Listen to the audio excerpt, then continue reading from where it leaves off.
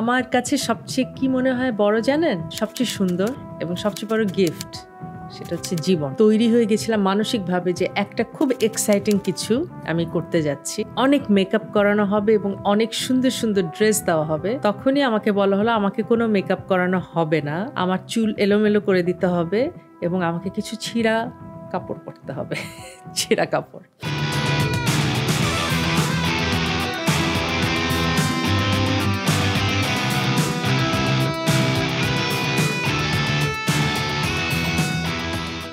আমার কাছে এখন পিছিয়ে তাকালে মনে হয় ভাত দে একটা কাল্ট ক্লাসিক হয়ে থাকবে সারা জীবন। আমি এরকম একটা চলচ্চিত্রের আমি একটা অংশ, এটা ভাবতেও এখন আমি প্রাউড ফিল করি। এবং মজার বিষয় হচ্ছে এরপরে ব্যাপারটা একদম গিভেন ছিল যে আর কিছু বছর পরে আমাকে বড় পর্দায় আবারও দেখা যাবে নায়িকা হিসাবে। এটা খুব ইন্টারেস্টিং যে কেউ যদি বলেন আমরা ভেবেছিলাম আপনি নায়িকা হবেন, এই কথাটা সাথে অ্যাড করতে হবে আমিও ভেবেছিলাম আমি নায়িকা হব।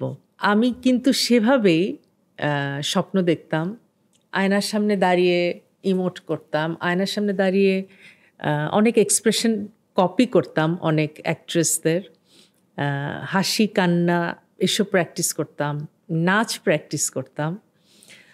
তো আমি মানসিকভাবে প্রিপেয়ার্ড ছিলাম নায়িকা হওয়ার জন্য। এবং সেই সাথে চারপাশে যে গুঞ্জনে কিন্তু মানুষের কথায় কথায়ও কিন্তু আপনার ভেতরে একটা জিনিস আস্তে আস্তে বিল্ড হতে থাকে। তো চারদিকেই যখনই শুনতাম বা আব্বুর সাথে কোনো দাওয়াতে যেতাম, কোনো পার্টিতে যেতাম বা আমাদের বাসায় কিছু হতো, আত্মীয়দের মধ্যে, ফ্রেন্ডসদের মধ্যে, স্কুলে, এভরিওয়্যার একটা ব্যাপারই ছিল, তো তুমি কবে ছবি করবে, তুমি কবে নায়িকা হবে। এই ব্যাপারটা আমার ভিতরে গেঁথে গিয়েছিল যে এই প্রশ্ন এত বেশি, তার মানে ডেফিনেটলি সবার একটা এক্সপেকটেশন আছে যে আমি নায়িকা হব, বা আমার হয়তো সেই গুণগুলো আছে যে আমি নায়িকা হতে পারবো। তো ওই বিষয়টা আমার ভিতরে কাজ করছিল যে আমি নায়িকা হব। আর বাবা মার তরফ থেকে যেটা হতো সবসময় বলা হতো পড়াশোনা শেষ করো দেখা যাবে, পড়াশোনা শেষ করো দেখা যাবে, এই ব্যাপারটা ছিল।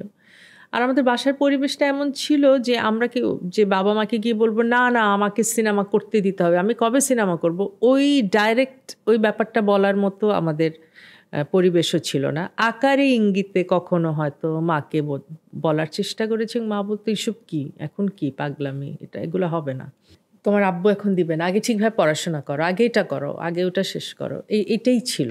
কিন্তু আমার মনে খুব মানে নায়িকা তখন আমি মনে মনেই নায়িকা আর কি।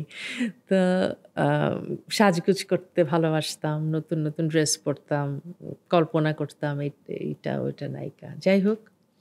এবং এই নায়িকা হওয়ার আগুনে ঘি ঢেলেছিল একটা গল্প একটা আছে।